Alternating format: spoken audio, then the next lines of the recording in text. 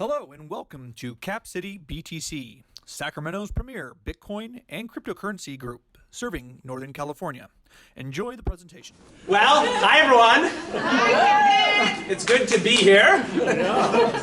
And thank you, Brian, for putting this on. I've actually been to the meetup before, and he and the whole group has been very, very welcoming. And I think it's really fantastic that you thought to do this event. I think it might be a first of its kind.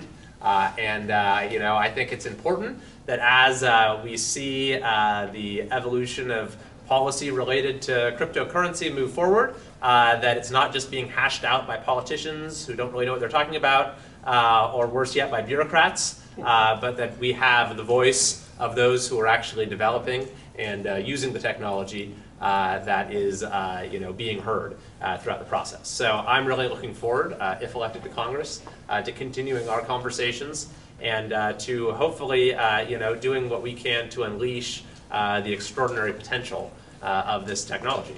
I think I'm very drawn to these conversations because I think that there is an enormous potential for blockchain and crypto technology to really provide an ever greater measure of economic freedom for those who choose to avail themselves of it.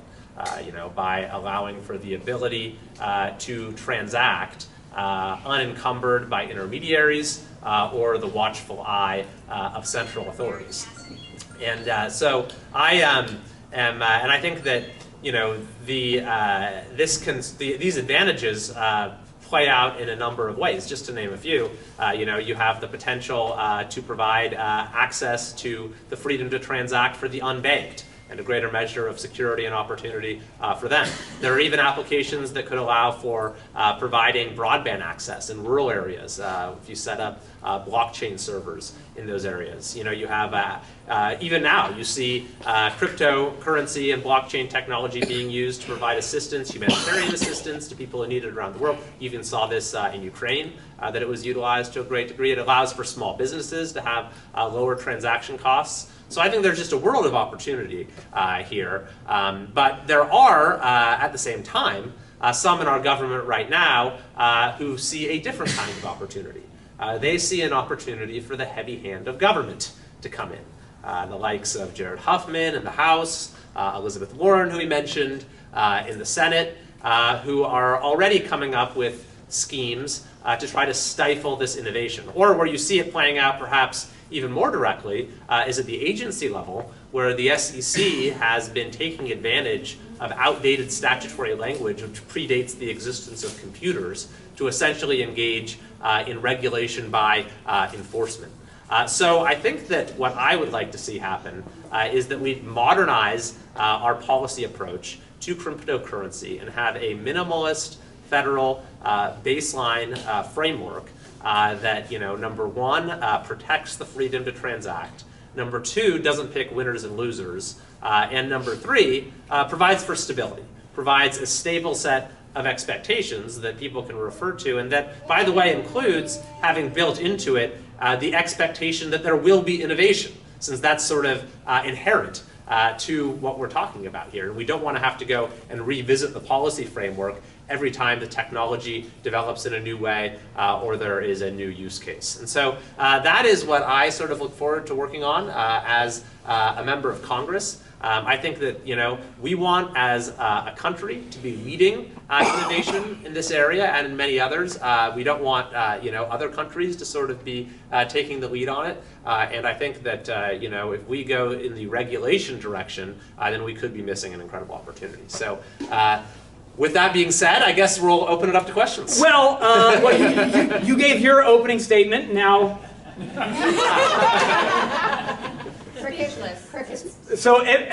So please, who's ever sending it to the news media, they need to know that Kermit didn't show up, and I worked very hard to try to get both candidates to come, and I didn't hear either way, and that was unfortunate. But please, for everybody in the Bitcoin cryptocurrency community, even if you disagree with everything that comes out of Kevin's mouth, at least he showed up.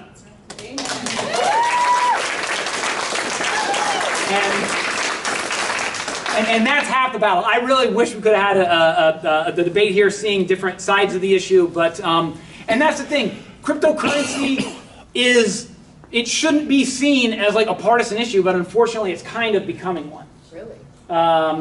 I guess on that note, could you, Kevin, explain to some folks had no idea this was about Bitcoin at all, cryptocurrency. they just showed up and then were almost like, I don't know what's going on. I should leave. I don't want to point any fingers about who almost left. But can you explain to some people that don't know that much about Bitcoin, cryptocurrency, what it is and how it kind of shows American exceptionalism and freedom and innovation, and it should be something that should be embraced by freedom-loving Americans? Yes, absolutely. And if you don't know a lot about the topic, that's okay, because I actually didn't until recently either, and I still have quite a bit to learn. It's kind of complicated in some ways, but from the perspective of your ordinary user, it's also not that complicated. I now own like a little bit of Bitcoin, $50 worth, whatever that comes out to. Mark Travis, who's here, showed me how to do it, so I have it in my Bitcoin wallet. And so, to the extent that this can be a learning experience, I think that it's an evening well spent, because I think this is something that is really going to have a significant impact on our economy and our lives moving forward. So. To your question, though, I think that absolutely, this is a technology that sort of has the potential to provide people greater access to economic freedom. Because when you're engaging in transactions in the typical way using fiat currency, you have usually an intermediary that you have to go through. There are higher transaction costs, and there's a greater potential, particularly in countries that don't have the same respect for the rule of law and constitutional government that we have, for that centralization of authority to become a threat to freedom. And indeed, I actually, for this reason, look upon the sort of experimentation with central banks issuing their own digital currencies with some level of trepidation. China has already issued its own digital currency, and the Biden administration has now formed a working group to try to come up with theirs. And so what's actually even worse than those who always want to sort of regulate a new technology is those who want to sort of co-opt it for their own purposes that are actually at cross purposes with the reason that the technology exists in the first place. And so the idea behind Bitcoin and digital currencies is to provide that freedom to transact. It is inherently decentralized in the way that it is formed. But now there's this notion that, well, maybe central banks can actually be the ones that control the digital currency. And that sort of opens up a very kind of dystopian set of possibilities. Where the government could just kind of add or detract from your bank account. It could sort of condition your expenditure of funds on you doing certain things that the government wants you to do. So what I would like to see, and yes, there are advantages you can point to that even when it comes to government programs. Maybe like we wouldn't have had this whole EDD disaster if you had a more advanced system for of digital currency. But it needs to be done in a way that doesn't put the power in the hands of the government. It needs to, I think, adhere to the sort of decentralized model, which was with the origin of this. Yeah. Okay. So is there anybody that's knowledgeable about Bitcoin cryptocurrency that does support central bank digital currencies? Well, No. Okay, AG. Sorry. Thank you. AG. Otherwise, I'm not really left. I think the more players in the field, the better. I think the government has a role of doing whatever. I see the government in general as a provider of kind of bare minimum services, so I don't think it will be good, but I think it should be there. I don't think there should be any reason that it doesn't exist, although I do see the concerns. Do you not think they would mandate it? How can they? They're going to get you to switch. If they're going to get you to switch to a digital currency, you could just use Bitcoin. I think the tougher part is getting people to use digital currencies, period. So I don't. And to me, that's another reason. I see central banks using this. I see that as a something good for the movement, just because it's another currency that's out there. How would you apply to that, Kevin? Yeah, that's an interesting idea. I mean, I'm certainly open to hearing the other side of it, and I think that if it can be done in a way that sort of mitigates the risks that I just mentioned, then maybe it's something that would work. And like I was sort of just saying, it's like maybe there are certainly applications of it that would be really helpful. So you definitely don't want the government to have a monopoly on it, and you don't want the government to have an undue level of control. But if it can be done in a way that allows for the positive applications without those risks being too large, then I could certainly be persuaded. But I also think, as one other point on this, the Biden administration has just formed this sort of working group and seems to want to do this without Congress being involved at all, which has kind of gotten to be a habit of this administration in some ways. And so I think it's going to be really important for Congress to be involved in the conversation. In fact, if the Fed ever wanted to do anything like this, it doesn't have the authority. Congress would have to be involved. So I think that that's another area where it's important to have congressional involvement there in coming up with a modernized framework and with doing appropriate oversight of agencies like the SEC that have become way sort of unmoored from their statutory authorization. So you had another point, yeah, sorry. Something in, like, reading the room, hearing who was introduced, something that I think goes in favor of it from the small government point is if they do this central currency and they use blockchain technology, it's immutable, so you can't go back and change the records later. So you have that record. So I think that it could be used, I think cryptocurrencies and the digital ledgers can be used to facilitate cost controls and finding where so much of our money is going that's maybe going to bad actors. Well, I would, I would push back a little bit about that, because I would say that with China is doing it, and China will roll back anything they want to at any time. And depending on who controls the federal government, they could pull back anything on the blockchain. And I personally think that there's a lot of private companies that do make stable coins that could be a more free enterprise solution towards these issues rather than having a centralized thing doing it. But just the fact that Kevin is knowledgeable about centralized banks, digital currencies, is knowing what you're talking about is like step one, because there are some, it is a nuanced and interesting issue. Well, politicians skip step one. Yeah. A lot of issues. In regards to that, Ethereum, which recently moved to proof of stake, apparently like 51% of the validators are now OFAC compliant.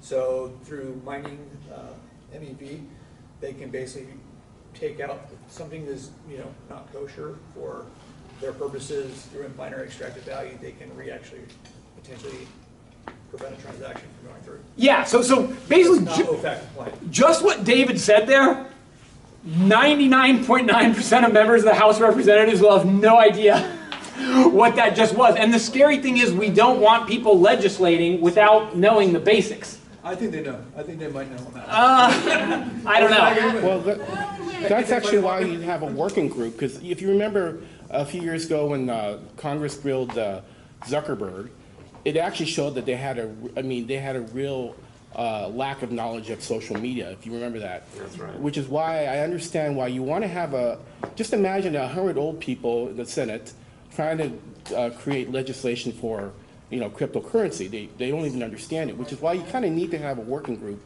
to present it to them, and then then it can go to debate. So that's the reason why I see that there is a working group. So are you opposed to working groups for these sort of things, or it depends who's on the working group, or what are your thoughts on that? Well, sure, as long as it doesn't become a vehicle for actually, implementing policy unilaterally, which is, what I'm. And I think you need to have the working group, but eventually, it does have to have congressional approval. In which case, you're going to have the aides explain it to the Right. I mean, the better part thing would be to have the members of Congress get educated on the issues that they're legislating about. And so I think that there is a need for a greater level of knowledge when it comes to these type of technologies. And I think that that's part of the reason why you have a completely outdated framework right now. It's just that we haven't caught up with where the technology is. And so on the note of having the knowledge of this sort of stuff, I heard through the grapevine that you are planning to, if you get elected, going on the Banking and Finance Committee. Could you tell everybody what the Banking and Finance Committee is doing right? And wait, was that a secret? I'm sorry. Well, no, I mean, I just, if it's true, it's news to me. I mean, I have no idea what committees I'll be on because it's a whole process. But I mean, I think that'd be a great committee to be on for sure. I think there's a number of them that I'd be really happy to be on. Judiciary, financial services, banking would be good. So, but that's sort of carriage before the horse sort of stuff. But you know, I do think that certainly, you know, that would probably be the committee that would be most directly involved, financial services as well in these issues. Are there any specific things you really feel like that committee is doing wrong these days or right these days? Well, I just think that, you know, there are obviously some voices that want there to be a much sort of more regulatory approach, right, when it comes to crypto issues. And so they'd like to see, and I think that that would be a barrier to, you know, the U.S. actually taking a leading role in driving innovation and driving sort of the next generation of the internet that we see emerging right now.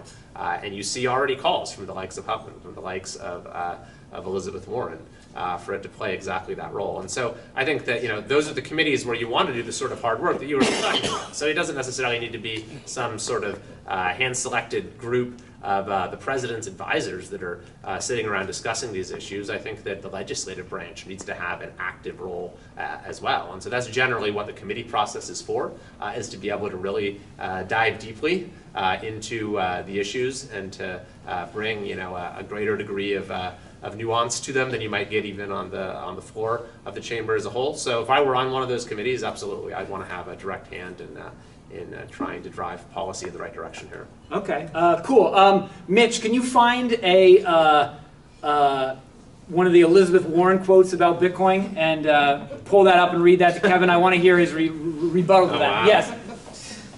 Okay, I'm going to roll it back to those of us who still don't know what the hell cryptocurrency is. That is okay. That is okay.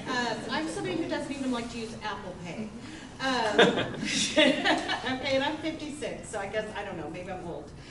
So, I know my son bought Bitcoin, he lost his shirt, whatever. How does this work in terms of the value of our money, in terms of, we know there's a value of dollars, and the value of the dollar overseas changes, you know, with inflation and with overseas stuff going on.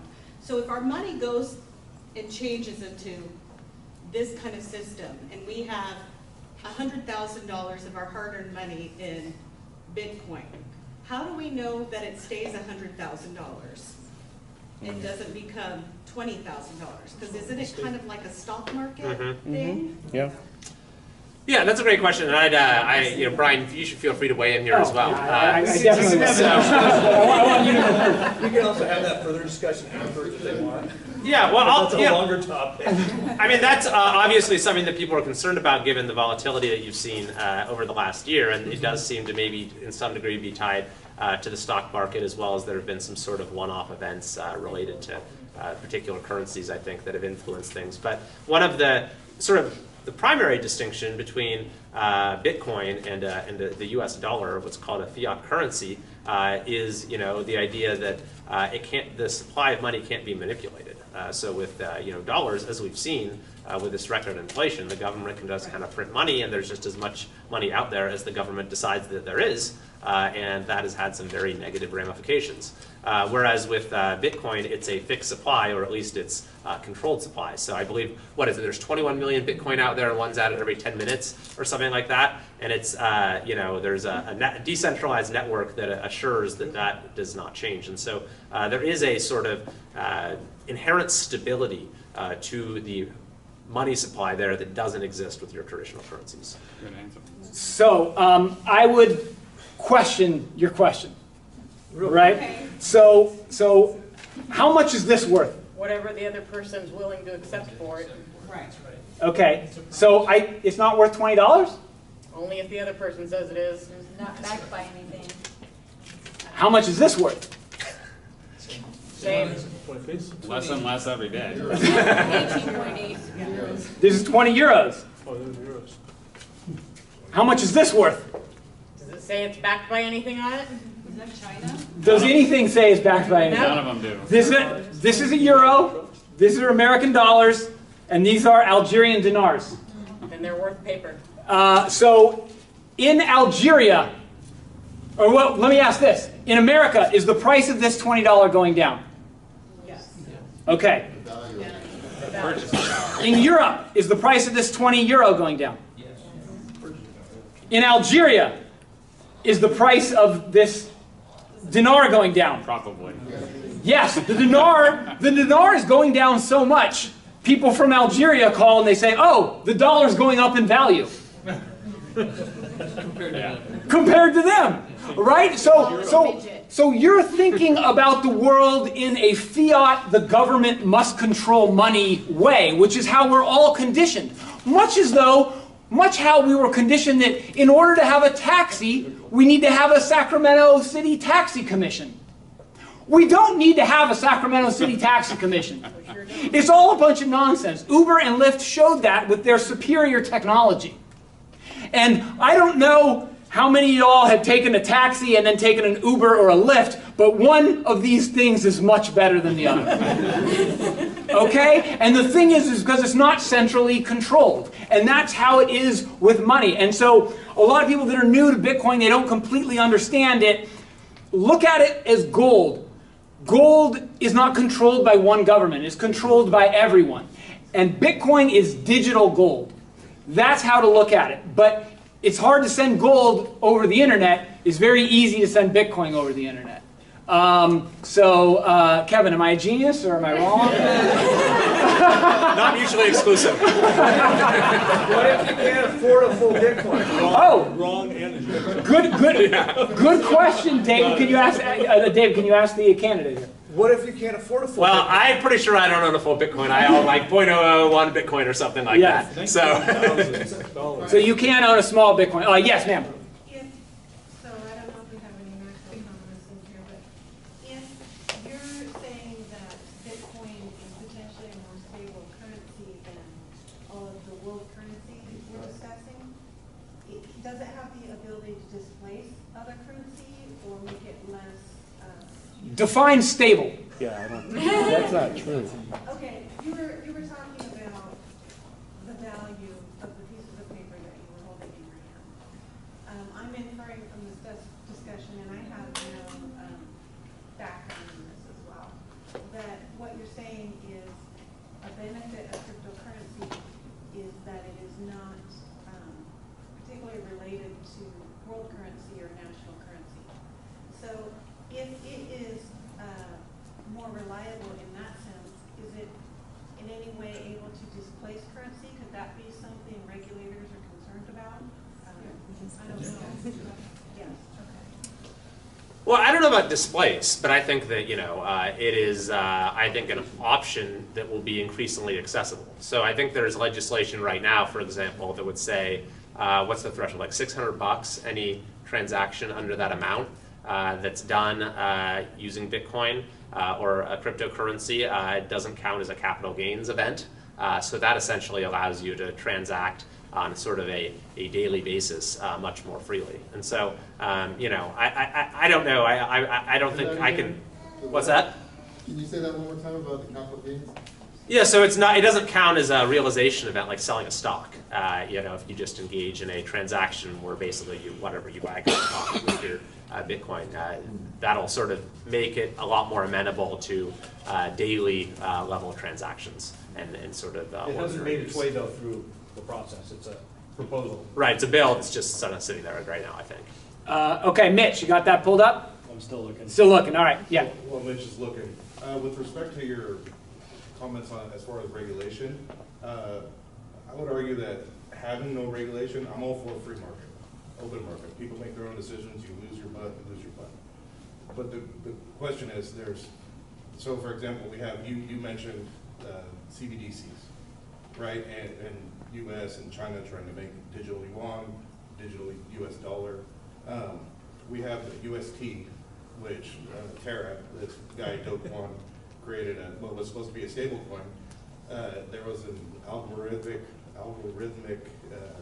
anomaly, and it went down to zero. So it was pegged to the US dollar. Then it became essentially toilet paper, or less than. That man is on the run, and since there are no regulations to protect the average person from investing, you know, massive amounts of money and losing their rear or worse.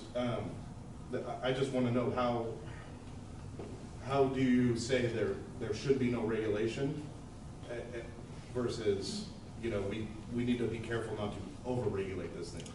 Yeah, that's a great question, and I don't think that there should be no regulation. And I think that, you know, even when it comes to, let's say, your just basic property rights, you need to have a role for the government to enforce those property rights. So that a trespasser comes onto your property, so that if someone tries to sell you a house and they don't tell you about the defects that are inside of it, and all of that sort of thing. So even like we have the Libertarian Club here, I think, you know, even the sort of purist libertarian believes that the government has a central role in enforcing property rights, and I would argue as well ensuring that there's a level playing field. And so that's why I talk about having a minimalist federal framework that provides protections against the sort of thing that you're talking about, and that provides a set of fairly stable expectations that all participants can adhere to. I also think it's problematic if we have a patchwork approach of each state kind of coming up with their own thing. Then it becomes really difficult to transact across jurisdictions, and it's also just another barrier to entry when you have to comply with different rules within each sub-jurisdiction. So on the note of different states, how familiar are you with the BIT license in New York? Not especially familiar. I just heard about it like 2 seconds ago. Yeah. So for those of you who don't know, but what you brought up about different states doing a patchwork approach, I think that is, United States is unique how we have a federal system with the states, and I would argue United States is very decentralized, because not only do we have the judicial system, the legislative, and the executive, we also have the federal and the states. So America is much more decentralized than other countries, and so when one thing gets out of whack, it can be dealt with by the other facets of the government. And what happened with the state of New York, as soon as Bitcoin was new, New York is kind of known as the paper belt, because they have so much money going in and out of New York, and the state of New York did a very strict regulatory system called the BIT license. And it was so bad that all of the Bitcoin cryptocurrency companies left New York.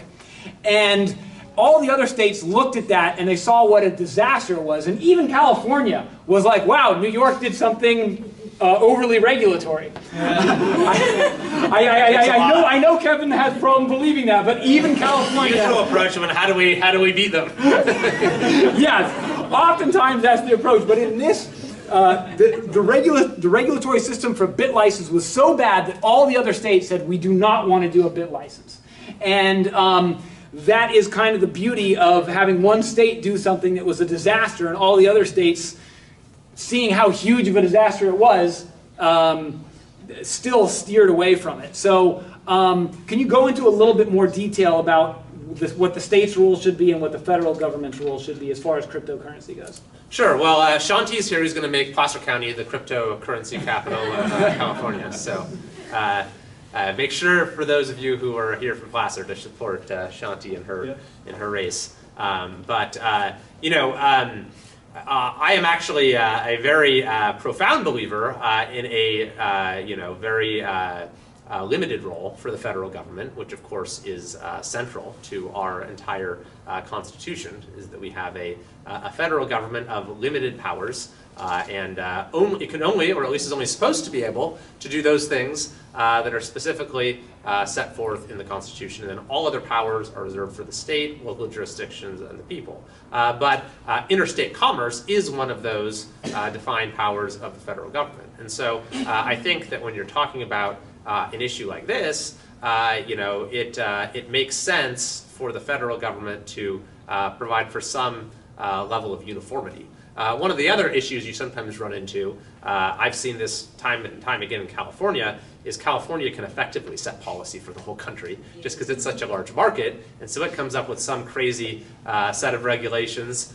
for a particular industry, and then the regulated entities are like, well, it just makes sense to sort of comply with that in every place where we do business. It's a lot easier than trying to just have one set of solutions for California. So I think that you know, this is an area where it really is incumbent on the federal government to assure uniformity and assure that you don't have a kind of patchwork approach that undermines the entire system. Interesting. Okay. Yes? First of all, Thank you, sir. Nice work keeping the spirit alive out here. We know you work through the dark times. Mr. Kiley, thank you. We appreciate you being here. We appreciate you subjecting yourself to the public question.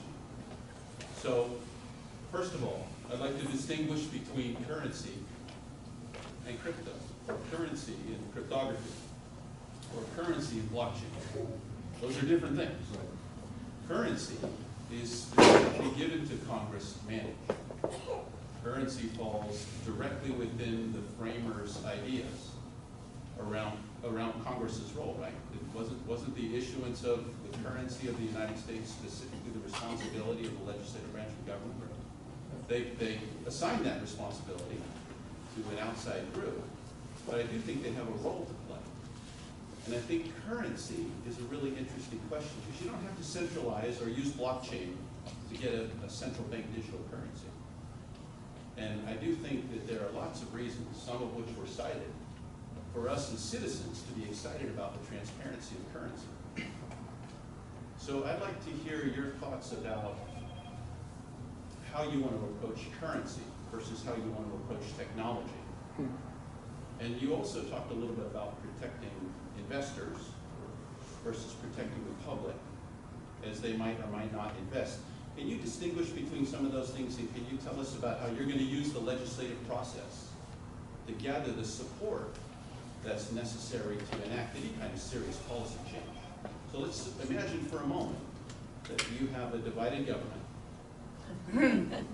that you live in a country that's polarized, that the White House is not the same as Congress, or maybe even Congress doesn't have the same groups running it. How are you, elected, going to use those levers in a powerful way to build the coalition and get the changes made that need to be made without overstepping the boundaries of Congress? Sure. Well, I do think, as you mentioned in your at the outset, Brian, that this should be a bipartisan issue. There's no reason why we need to have one party or the other that is championing this industry or this technology, and the other that's standing opposed to it. I think that we should be able to find common ground. And when you look at some of the applications that we've talked about throughout the evening, like these sort of, there's a lot that people of both parties can find in there that they would like. I really hope that we can, regardless of what the makeup of the federal government is come January, find ways to build consensus and to create positive policy in this area. I'll also mention that, again, it's not just the job of Congress to create policy, it's the job of Congress to provide oversight of the agencies. And I think that there's a lot of oversight that needs to be done. This sometimes gets neglected, and what you then get is an absence of accountability, and basically Congress can abdicate its responsibility as state agency or as federal agencies and bureaucracies essentially become policy-making entities in their own right. And so I think that you're seeing that to some extent right now with the way the SEC has approached cryptocurrency issues. And I think that, whatever your views on this topic or any topic might be, I think that it's a bad thing when you have fundamental policy decisions being made by those who are not elected. So I think that this is an area where Congress needs to reclaim its legislative authority. Well, speaking of the partisanship, I think that it should not be a bipartisan issue. It should be a bipartisan issue, but it's kind of becoming a partisan issue. But Mitch, do you have the quote? I texted it to you. Oh, can you read it to the people? I'm busy. Texting, it's an advanced technology. Oh, well. You wanted something from Yellen? No, I wanted something from Elizabeth Warren. Oh, okay. So I looked up Yellen and Lagarde. So give me a sec now. Okay. Right. Give us the one you got. Yes. So we're talking about regulation and how you regulate and what that looks like. I think it's really, really important to clarify that there's a bright line distinction between Bitcoin and cryptocurrencies from a regulatory perspective. Bitcoin is a commodity. It's regulated by the SEC as a commodity because nobody owns Bitcoin, nobody controls Bitcoin. It's 100% decentralized, and it's 100% unique in that regard. So when you talk about the need to regulate all these things, you can't talk about them as one thing because Bitcoin is completely different than cryptocurrencies. Most cryptocurrencies have a lot of characteristics that look a lot like securities and need regulation, and that's why the SEC regulates them as such, or is talking about regulating them as such. Bitcoin is considered a commodity because it's totally decentralized. Nobody owns Bitcoin. Nobody controls Bitcoin. And that's just a really important distinction. Okay, so that is a really important distinction if you come to the Bitcoin and cryptocurrency meetup.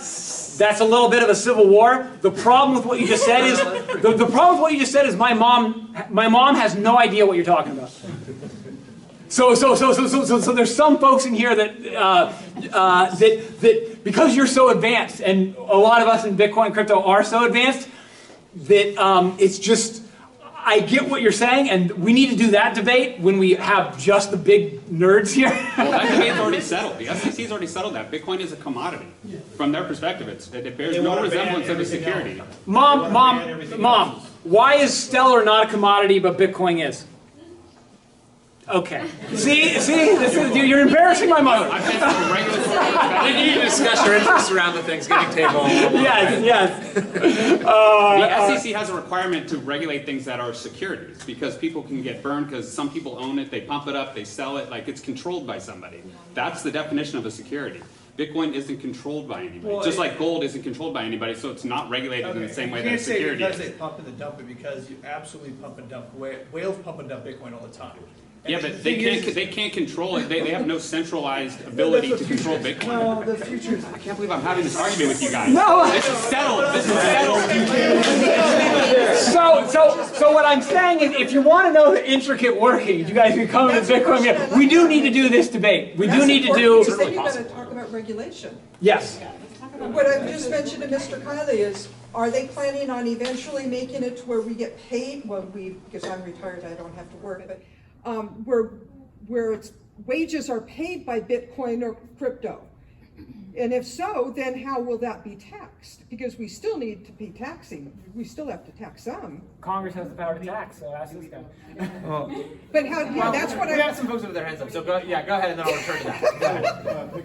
Piggybacking off this gentleman's question in the front regarding regulation and the question I asked earlier, would you be in favor of creating a new agency to... I'm wary of this question already. You thought that life was hard. It seems there doesn't seem to be, you mentioned the word consensus. There doesn't seem to be a consensus as to what constitutes a security versus what isn't at this point. And you have the CTFC and the SEC fighting over, well, this is a commodity, this is a security. And at some point, right, the SEC, I can't remember the name of the gentleman. Gary Gensler. No, not Gary Gensler. The guy that was a big partner at some firm that worked for the SEC and then left, stating that that the sufficient decentralization of Ethereum makes it a commodity and not a security. But then there's no actual clarity. So would you be in favor of creating an agency that specifically enforces the limited regulations that you desire to ensure the safety of the public at large? Well, I'm not sure that we need a new agency, but I mean, I think that when I talk about having a stable set of expectations, then that delineation between a commodity and a security, that's sort of fundamental, is that we need to have at least a clear point of reference, and then yeah, you can have whoever the regulating entity is that can issue guidance statements and so forth, but it needs to be based upon the standard that is set in statute. And then yeah, as far as the tax treatment goes, I mean, what I would want to make sure is that we don't create new opportunities to tax people, right? To the extent possible, it should be treated like ordinary courtesy. You pay more than enough.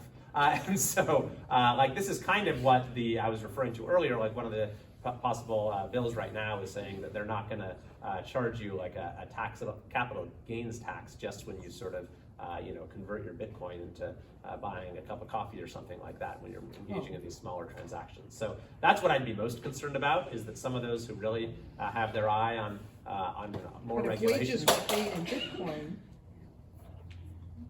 Right, exactly. I don't want there to be new taxing opportunities. So can you explain to my mother the difference between... So this actually is your mother? Yes. All right. What the difference is between a security and a commodity, and why that's more important today than it was in the 1920s or 1930s when this came up? Well, I mean, That's a hard question because there's, again, there are these borderline cases. And so I think part of the problem is there isn't a clear standard in place right now. And so I think that we all need to have that debate as to where do we draw that line given the fact that we have assets that now exist that were sort of beyond the contemplation of those who created the standard that exists in current law. Yeah, so, Mark, did you want to? Well, hold on, before Mark asks something. Was it 1933, the securities? There's the Howey test. Securities and Exchange Act, and then the 1934 Securities. But you're talking about the Howey test, which was yes. So basically, to all you guys that aren't Bitcoin cryptocurrency nerds, in the 1930s, the federal government was like, oh, a whole bunch of people are selling snake oil stocks and just a bunch of nonsense to people, and they set up these protections. In the 1930s, so nearly 100 years ago, these rules were set up, and now we're applying the same law to stuff on the absolute cutting edge of financial technology today. So it seems like there's these antiquated laws that were, set up during the Depression, literally, that are kind of determining everything today that's really stifling growth. And it was set up for a good reason, to kind of stop people from getting ripped off, but now it's really stifling growth. And so in the cryptocurrency community, there's a lot of talk about commodities versus securities. And a commodity is just like something like wheat or corn, where everybody kind of has some and you sell it, or gold, perfect. But a security is like something like stock, right? Something that can go up and down. There's a whole bunch of laws and rules about securities, and it just becomes very confusing when you're making something like Bitcoin or cryptocurrency that overlaps all these things that regulators in the 1930s didn't even conceive of happening, and maybe even if they did, maybe they were wrong about it. You know what I mean? So it could be wrong on multiple levels. One of the quotes is, any law that was written before the internet should become automatically obsolete. Oh, be quiet. The Constitution was written well, before that. okay, good point, fair point, touche. That is true. It should sunset, but then if it's good, it should stick around, like the Constitution. Well, no, that's actually a really good point. I mean, there are some laws that you want to write in a way that stand the test of time, that are not, that don't need to be revisited with every new social condition, every new technology that comes along. And our Constitution is a prime example of that. It was meant to, and it has, despite some efforts to interpret it one way or another. I mean, it's has stood the test of time more than perhaps any document, governing document in the history of the world. You do have sort of versions of that principle at a far less grand scale that you can incorporate into statutory law. And so I think that this is an area where I kind of alluded to this in the opening statement, is you want to actually create a framework that doesn't need to be rendered obsolete with each new iteration of this technology, but rather anticipates innovations and allows for a stable reference point as those develop. I think you made a wonderful point, and I would put a stronger point on it by saying that the Constitution was the original decentralization document. You have separation of powers that is key. You have state and federal differences. You have the Constitution and then the Bill of Rights. And you have even the legislative branch. You have Senate every 6 years, House of Representatives every 2 years, as we are here, and president for 4 years, and then you have justices for lifetime. So that the United States is essentially the most decentralized country in the world, and I would argue that's the strength. And I would argue Bitcoin is to technology as kind of the United States is to the world as far as the decentralization goes. So, but that is a very fascinating point. Mark, you have a question? No, I covered it. Oh, okay. This guy's had his hand up. Oh, okay, yes, go ahead. If we could go back to the CBDC, central bank digital currency, for those who are comfortable with all the acronyms. You've got an Ayn Rand shirt on, I see. All right. So, well, I see there are a lot of signals and hints and even evidence that next year the Fed probably will roll out a CBDC or try to do that, I believe. So, my question to you, if you are in Congress, what will you do to try and get some proper oversight and controls, or even better. Well, I mean, more than that, I just don't think the Fed has the authority to do that right now. I don't think there's anything in its charter. They're doing plenty of things without. Well, fair point. Fair point. So I would want to certainly, make sure that if any movement was taken in that direction, that there would be, Let's get the Republicans back in control and talk about it first, because, it's hard for you to do anything in the minority. Please state your question in the form of a question.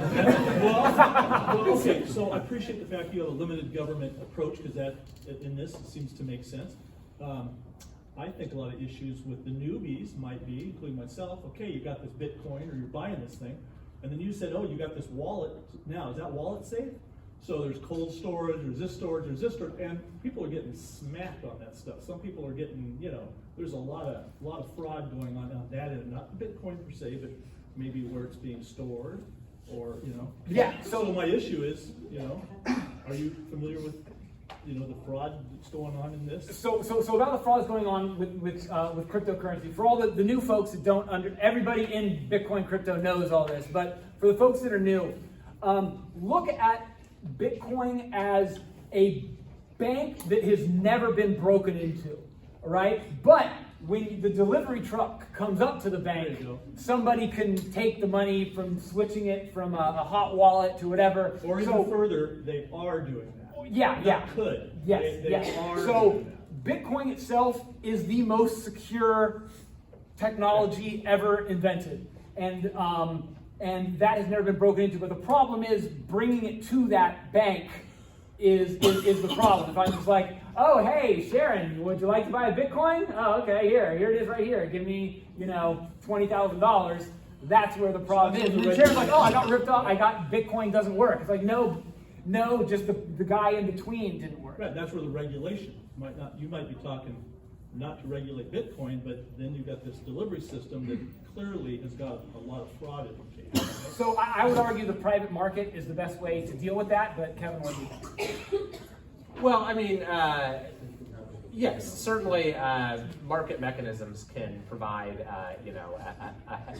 some level of accountability because, if there's rampant fraud going on in one particular area, then people will know to avoid it. I do think, though, that is part of what you need to have in place when it comes to a federal framework, is some protections against fraud that are not unduly inhibitive of innovation. And so I think that, as kind of like we were alluding to before, it's like, in order to make property rights meaningful, you need to have the ability to enforce them. You need to have things like protections against fraud, in order to provide a basic level of consumer protection. So I think that what I have seen time and again, and kind of veering a little bit from the topic of cryptocurrency now, is you see concerns about fraud, which are genuine, then used as sort of a predicate to, really layer on all kinds of rules and regulations and lawsuits and everything else, and it can really hamper whatever the affected industry is. Okay, Mitch, you have the... So I think she deletes the good ones because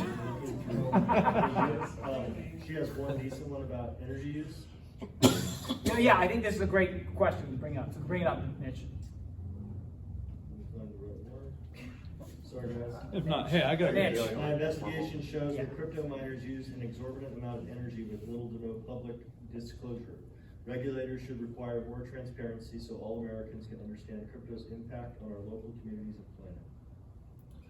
Well, this is one of the ways they're coming at it, is they're saying it's an environmental issue. Although, to the contrary, you actually have folks who are engaging in mining in ways that actually help to stabilize the grid, or that make use of energy that would have been wasted. And so I've spoken with folks who are working in this particular area that would actually make it like a real win-win. So yeah, and the thing with Elizabeth Warren is she's like, oh, we got to stop the banks, we got to stop the big banks, we got to stop the big banks, and then the most revolutionary technology ever, Bitcoin, comes around, and then she's the biggest critic of it. It's almost like it's almost like she's jealous of the power the big banks have because she wants it all herself. She doesn't actually want to solve the problem. She wants to be the problem. Anyways, I'm sorry. Let's let Kevin talk. Yeah, well, It's okay. No, I was gonna. so we'll do a couple more questions, then we're gonna go to informal. Yeah. Hi, Kevin. Excuse me if I have trouble putting this question because we just went through so many tangents, but it's going back to what you were talking about, approaching regulation and coming from a landmark where it's anticipating the I guess you could say, the unexpected stuff that's going to happen with blockchain and crypto technology. Is that correct? Am I framing that right? Sure. I mean, obviously you can't sort of predict the particular changes that will happen, but you can predict that there will be changes, right? Yeah, so I you just want kind to of like legislate with that in mind. Yeah, like how would that look like? How would a landmark like that look like, where it kind of just prepares for revolutionary technology, because this blockchain technology is growing so fast and it's kind of just naturally chaotic? Is it coming from a framework where it's like it's naturally chaotic and we kind of have to accept that we're in this limbo state where we really just have to wait and watch because it's so unpredictable? Or is it coming from a frame where it's something that we actually can tackle by discouraging that chaotic? Sure. I think it's a really good question, and I think it's one that, certainly I can't sort of answer in one response here, because I think that it's going to be a very, a comprehensive process to really figure out how to get that right. But I can give you like some examples of what you wouldn't want to do, right? You wouldn't want to pick winners and losers and say that we're only going to recognize these particular currencies right now, or this particular type of technology as legitimate. And you can have a clear line between commodity and security that has clear reference points that could be applied to future currencies, future types of assets as they develop. So I think that's the sort of thing, the sort of approach you'd want to take. And obviously you won't get it perfect, but you can at least maybe provide some level of assurance to people that they're not going to go and put in all this hard work developing this new technology that can really have a great impact, and then their entire business model is upended by a new government regulation that comes along. That's the minimalistic approach that you were talking about. Exactly. No, it's a great question. Okay, so we got one more question, and then we're going to move to... Yeah, and so I'm happy to stick around and talk to folks one-on-one as well. Great, yeah. So on this hand, we have like people that are proposing regulation, centralization, agencies, policing.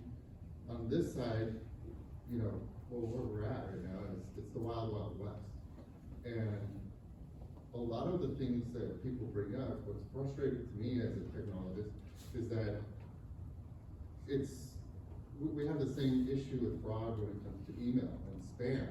Do we need a government agency to do that? No, we actually use the actual intelligent people, sorry. Government intelligence is an oxymoron, right? When you look, this is directed at no individual, this is the system, and the system is broken. And the only way to fix technology issues is to have understanding of technology and let the free market take care of those things.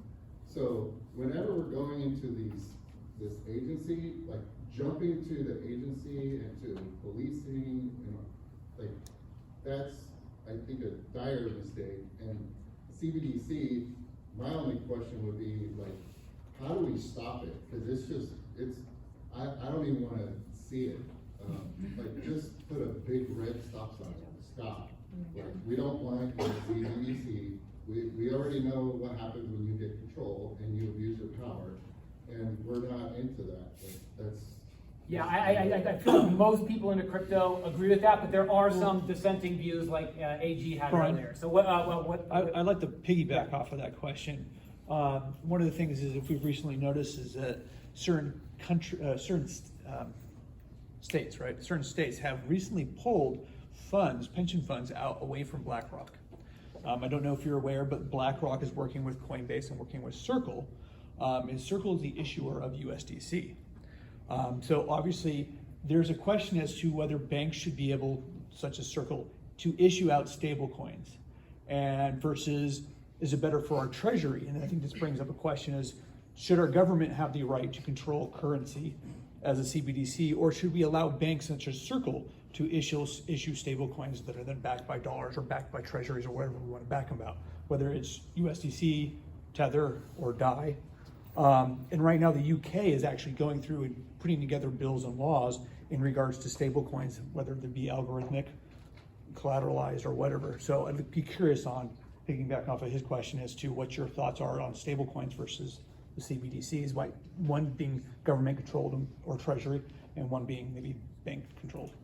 Well, that's a little beyond my level of nuance at this point, but I will say that I think that the stable coins seem to be playing an important role in allowing investors to sort of hedge against risk and that sort of thing. And so I don't know exactly what the answer to that question is, but I think that I would be interested in learning more, as I am on all of these other topics.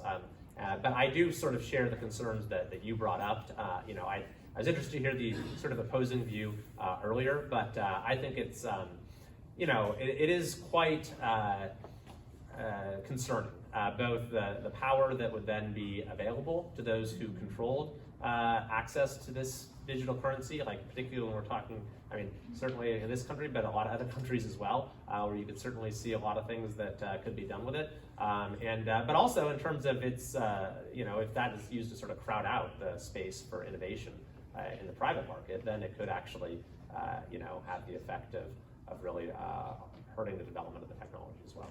So, David, Kevin couldn't answer your question, but my mom can. I just want to say thank you again to everyone for being here, including Brian's mom, Brian Selleck. I hope you'll vote for me. Your ballots, of course, have gone out already. Election day is November 8th. We do actually have, like Shanti, you can donate to the campaign in the cryptocurrency. There's in fact a QR code right there, wherein you could do exactly that. So I just want to say thank you again for putting this on. And it's going to be an exciting next few weeks here. Okay, and then you're going to stick around? I'm going to stick around, absolutely. All right.